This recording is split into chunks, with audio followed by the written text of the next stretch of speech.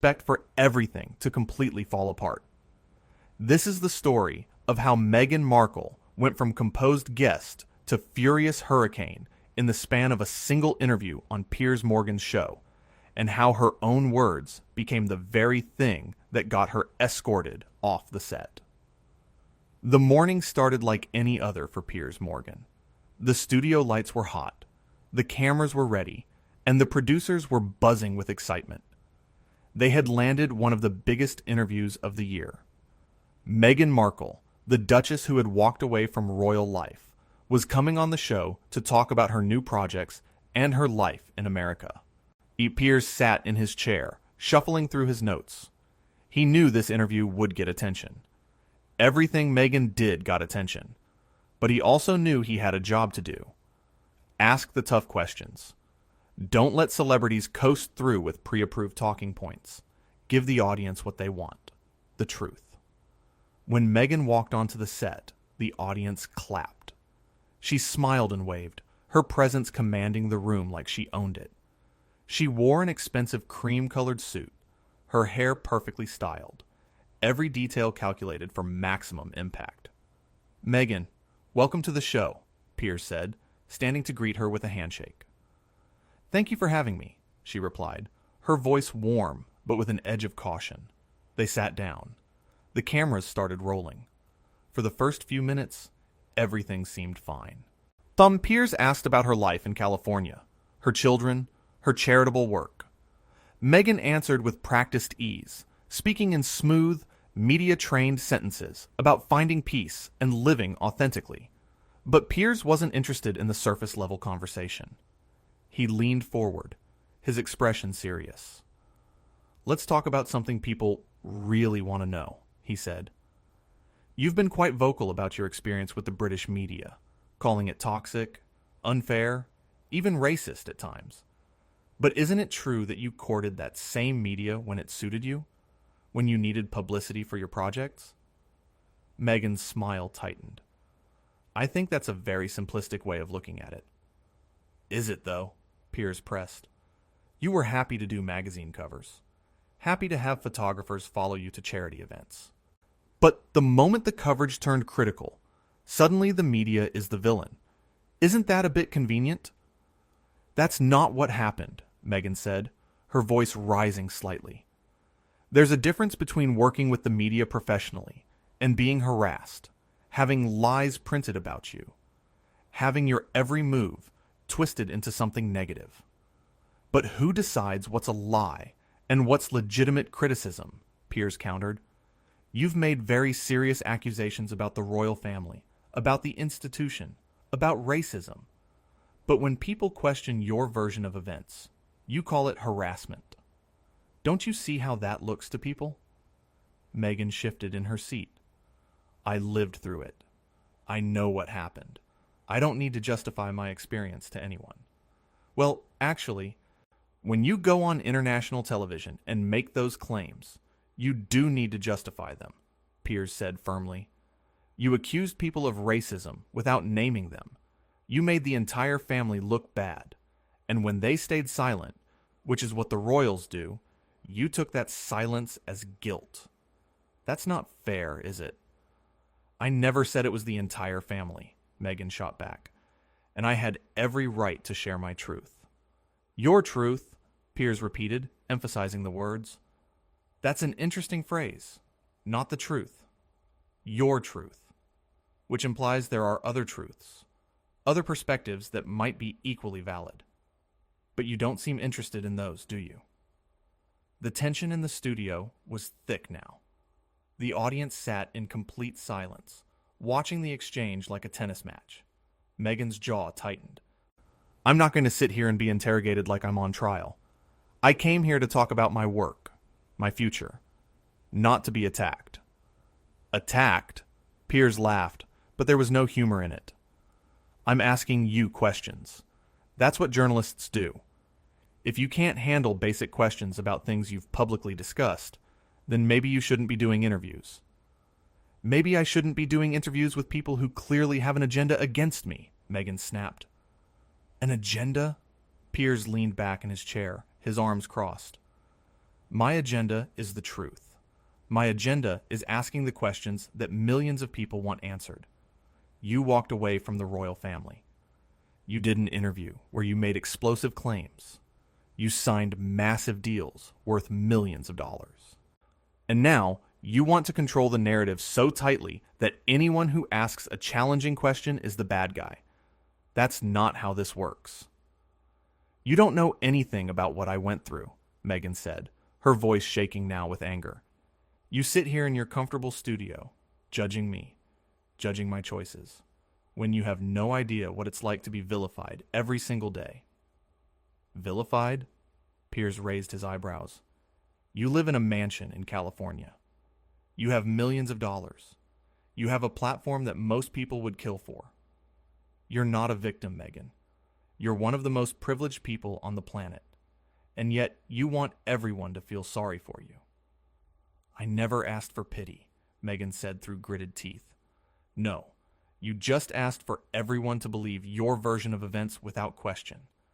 To accept that you're the innocent party, and everyone else is wrong. The media is wrong. The royal family is wrong. Anyone who criticizes you is wrong. Do you hear how that sounds? Meghan stood up abruptly. I don't have to listen to this. Sit down, Piers said calmly. We're in the middle of an interview. No, Meghan said, her voice sharp. I'm done. This is ridiculous. You invited me here just to ambush me. I invited you here to have a conversation, Piers replied, his voice steady. A real conversation, not a puff piece where I throw you softball questions and let you promote whatever you want. If you can't handle that, then yes, maybe you should leave. The audience gasped. No one moved. The cameras kept rolling. Meghan pointed a finger at Piers, her composure completely shattered now. You know what your problem is. You can't stand that I walked away. You can't stand that I chose my own happiness over what other people expected of me. It kills you that I have power now, that I don't need the approval of people like you. People like me? Piers said, his voice dangerously quiet. You mean people who don't bow down to you? People who treat you like any other public figure instead of royalty? That's what really bothers you, isn't it? You left the royal family, but you still want to be treated like a duchess. You want all the benefits and none of the scrutiny. You're twisting my words, Meghan said, her hands trembling. I'm not twisting anything. I'm holding up a mirror, and you don't like what you see. Meghan grabbed her microphone and pulled it off, the wire snapping as she yanked too hard. I'm not doing this. This is harassment. This is exactly the kind of toxic behavior I was talking about. Oh, please, Piers said, standing now too. Don't play the victim card again. You came on this show knowing exactly what kind of interviewer I am. You thought you could charm your way through it, control the conversation, make me look like the villain if I dared to push back. But it didn't work, did it? You're a bully, Meghan spat, a small, bitter man who gets off on tearing people down. The studio went completely silent. Even the crew members stopped moving. Piers stared at her, his expression unreadable. Get out, he said quietly. What? Meghan blinked. I said get out. Piers's voice was louder now, firm and commanding. You want to leave? Fine. Leave. But don't you dare come on my show, insult me, call me names, and then pretend you're the victim here. I asked you legitimate questions, questions that any journalist worth their salt would ask, and instead of answering them, you threw a tantrum. I'm not throwing a tantrum, Meghan protested, but her voice was shrill now, proving his point. You're standing in the middle of my studio, having ripped off your microphone, calling me a bully because I wouldn't let you control the interview. That's a tantrum, Meghan. That's what children do when they don't get their way. How dare you, Meghan said, her face flushed red. How dare I? Piers laughed. How dare you? You come here, expecting special treatment, expecting me to nod along while you rewrite history and play the victim. And when I don't, when I actually do my job, you can't handle it. You talk about wanting respect, but you don't give any. You talk about the truth, Oh, but you only want your version heard. You can't have it both ways.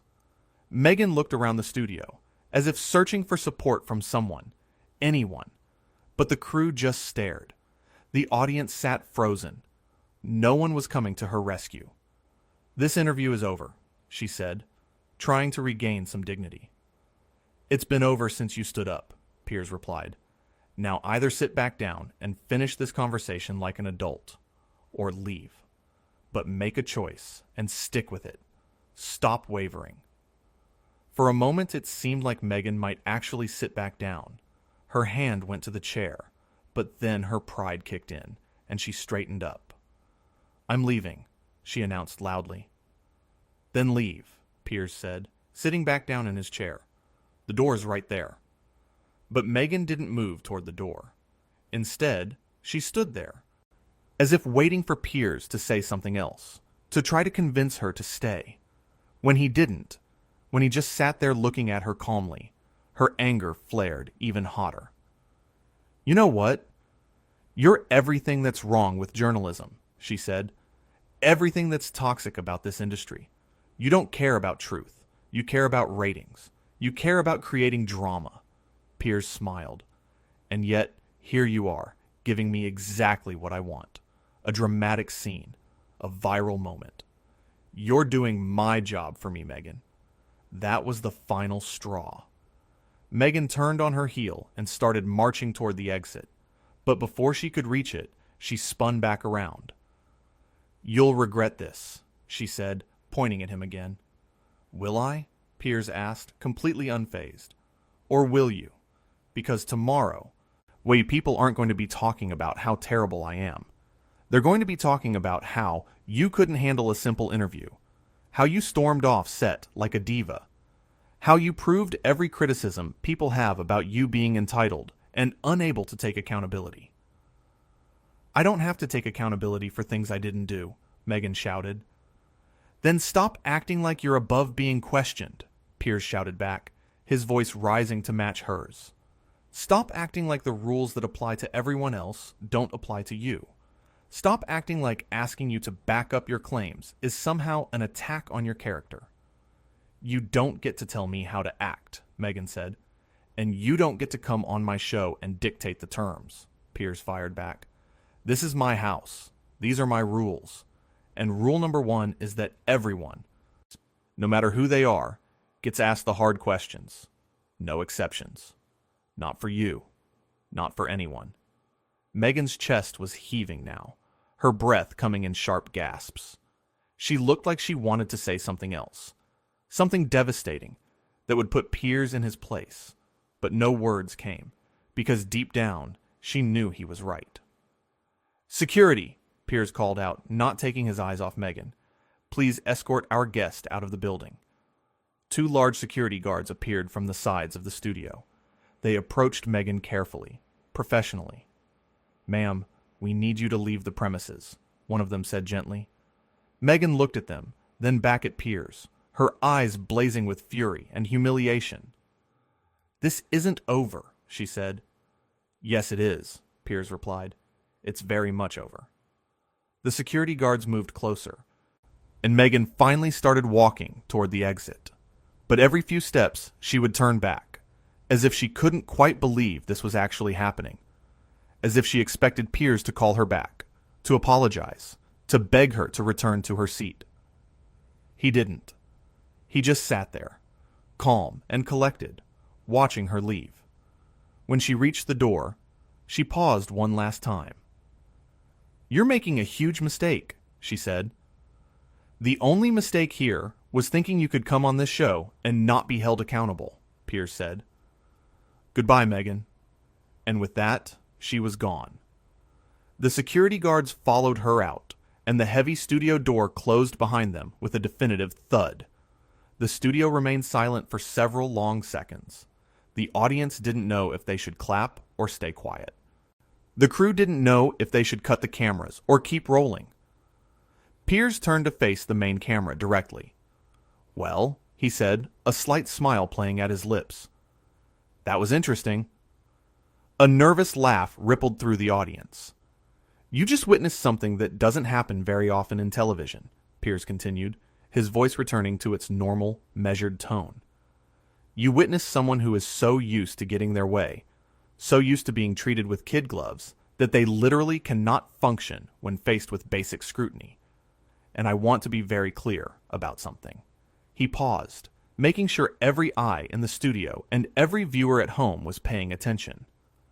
I did not attack Meghan Markle. I asked her questions. Questions about her public statements. Questions about her accusations. And questions that any reasonable person would want answered. And she couldn't handle it. Not because the questions were unfair, but because she's not used to being questioned at all. Piers leaned forward, his elbows on his knees.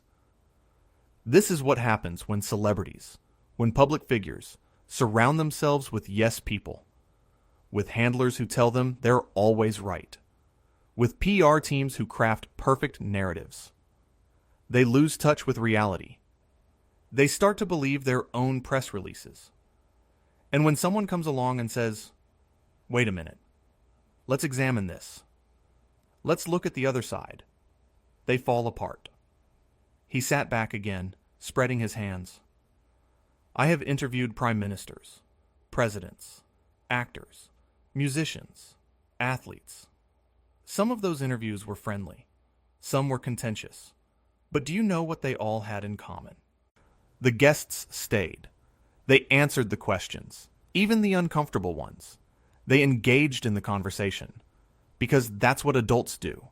That's what professionals do. Piers shook his head slowly. But not Meghan. No, she's special. She's above all that. Or at least she thinks she is. And that, ladies and gentlemen, is the problem. Not with me. Not with the media. Not with the royal family. The problem is with someone who demands the world treat them as extraordinary while refusing to meet even ordinary standards of accountability.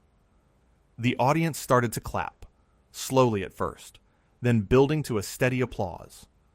Piers held up a hand. Don't applaud me. I'm just doing my job. A job that apparently needs to be done more often. Because we've gotten so used to softball interviews and celebrity worship that we've forgotten what real journalism looks like. He picked up his notes from the desk beside him and tapped them together. We had a whole hour planned. We were going to talk about her podcast, her book deals, her plans for the future. But we didn't even make it 15 minutes.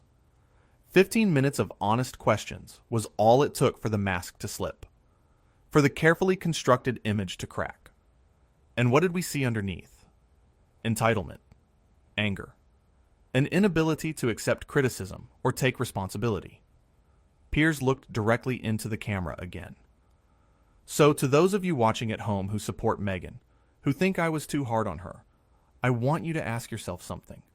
If your truth is really the truth, if your story is really accurate, if your grievances are really justified, then why can't they withstand basic questions? Why does asking for evidence, or context, or alternative perspectives make someone a bully? He paused, letting the question hang in the air. The answer is simple. Because when you're more interested in controlling the narrative than revealing the truth, questions are dangerous. They expose inconsistencies. They reveal exaggerations. They force you to confront the gap between the story you're telling and the reality of what happened. Piers stood up from his chair, adjusting his suit jacket. Meghan Markle came on this show because she wanted a platform. She wanted to reach an audience. She wanted to shape her image. And all of that would have been fine if she had been willing to engage in a real conversation. But she wasn't. She wanted a monologue, not a dialogue. She wanted a stage, not an interview. And when she didn't get what she wanted, she left. He walked a few steps toward the camera. Now, I'm sure her supporters will spin this. They'll say I was aggressive. They'll say I was disrespectful. They'll say I had it out for her from the start. But here's what they can't spin. The footage. The actual exchange. Anyone who watches this can see exactly what happened. They can judge for themselves who was reasonable and who wasn't. Who stayed calm and who lost their temper. Who asked questions and who refused to answer them. Piers stopped walking and stood still, his expression serious. This is why I do what I do. This is why I ask the hard questions, even when it makes people uncomfortable. Because the truth matters. Accountability matters. And if we let celebrities and public figures operate without scrutiny, if we let them make serious accusations without backing them up, if we treat them like they're above criticism, then we've failed as a society. The audience applauded again, louder this time. Piers nodded in acknowledgement. Thank you. But again, this isn't about me. This is about a bigger issue, an issue of entitlement, an issue of people believing that their status, their fame, their wealth somehow exempts them from the standards we apply to everyone else. He returned to his chair and sat down, crossing one leg over the other. You know what the saddest part of all this is? It didn't have to go this way. If Meghan had just answered the questions, even if she disagreed with the premise, even if she pushed back on my points, we could have had a productive conversation. A real conversation. The kind that actually illuminates truth, rather than obscures it. Piers picked up a pen from his desk and tapped it against his palm. But she couldn't do it. She couldn't set aside her ego long enough to engage. She couldn't accept that being questioned isn't the same as being attacked. She couldn't understand that pushback isn't persecution. And so instead of a conversation, we got a spectacle. Instead of answers, we got anger. Instead of accountability, we got accusations. He put the pen down. And here's what really gets me. Meghan talks about wanting privacy, about wanting to be left alone, about wanting to live a normal life. But then she does interview after interview. She signs deals worth millions to tell her story. She stays in the public eye constantly. You can't have it both ways. You can't demand privacy while actively seeking publicity. You can't complain about media intrusion while courting media attention. Piers spread his hands. It's the hypocrisy that bothers people, not her choices, not her leaving the royal family, not her moving to America. Those are all her decisions to make. But the hypocrisy of wanting the benefits of fame without the scrutiny, of wanting the platform without the questions, of wanting the sympathy without the accountability. That's what doesn't sit right. He leaned forward again, his voice becoming more passionate.